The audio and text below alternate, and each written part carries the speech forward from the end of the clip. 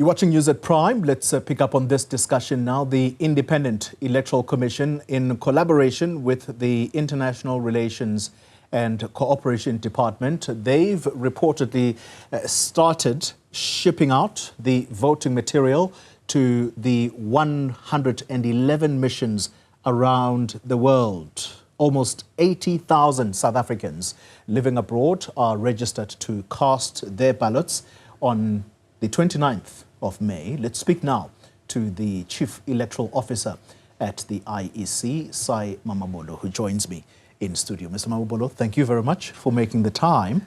So let's deal with the voting material. When we talk about shipping this material out, does that mean that come May the 29th, those stations will be fully equipped? In fact, Toli, the voting outside of the country will happen some 12 days before voting happens in the country. So at this 111 points at the diplomatic missions, voting will happen on either the 17th and 18th of May.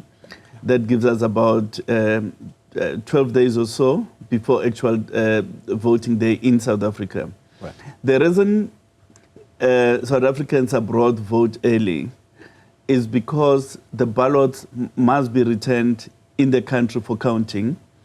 Counting will happen in front of party agents at the offices of the IEC in Pretoria. Right. So the first ballot, in fact, will probably be cast in Wellington, New Zealand, where because of the time difference, yes, they'll vote earlier.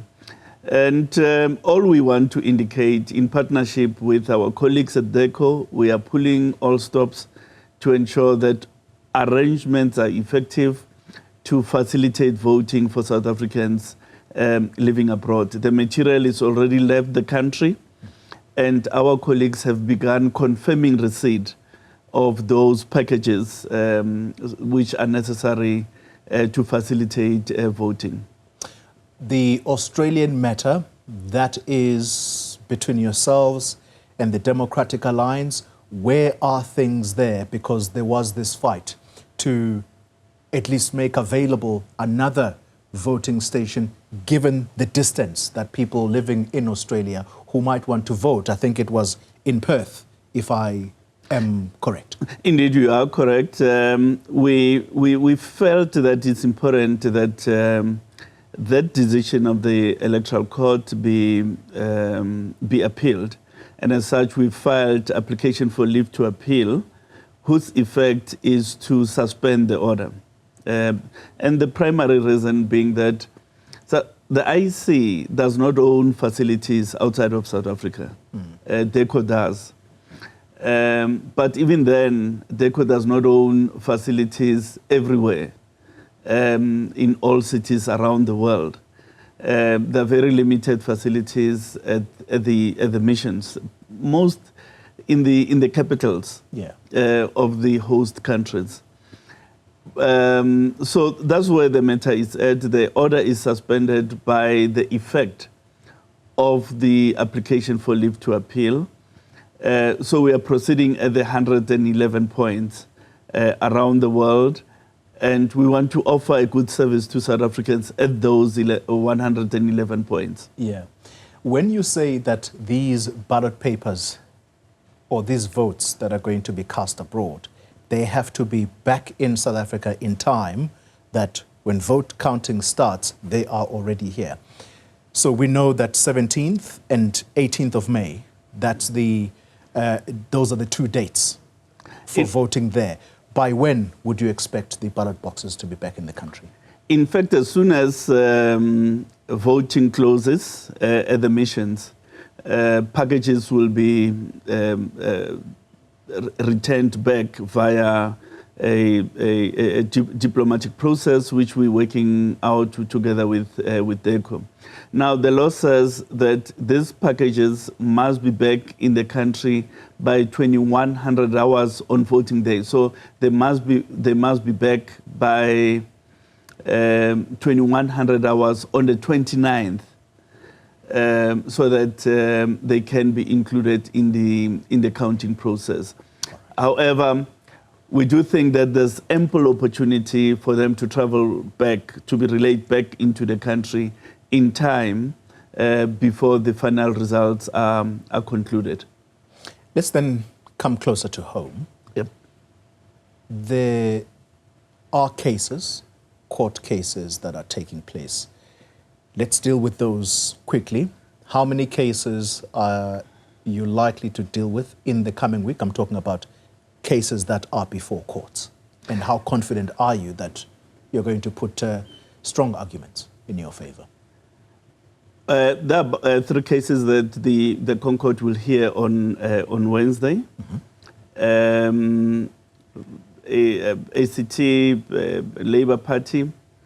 We've given the court all the evidence that we think is necessary for them to have a fair assessment of the issues and a fair adjudication of the matters. We really think that the court will have benefit of all the evidence and arrive at a judicious decision. And that's really the point. It's important that as a constitutional body, we give all the evidence and enable the court to arrive at the judicious decision, having had all the parties in the matters. So we leave it at that, and we will abide by whatever the court orders. Yeah. There's one particular one, of course, that the country will be looking at, and I was just reading the Sunday papers today. Some commentary being made by a foundation that is, in a way, either in support of the MK party case at the Constitutional Court. They seem to suggest that your direct access to the Concord has not been decided upon. Do you know this to be a fact? No, of course. The Concord has not had the matter. It will do so on Friday.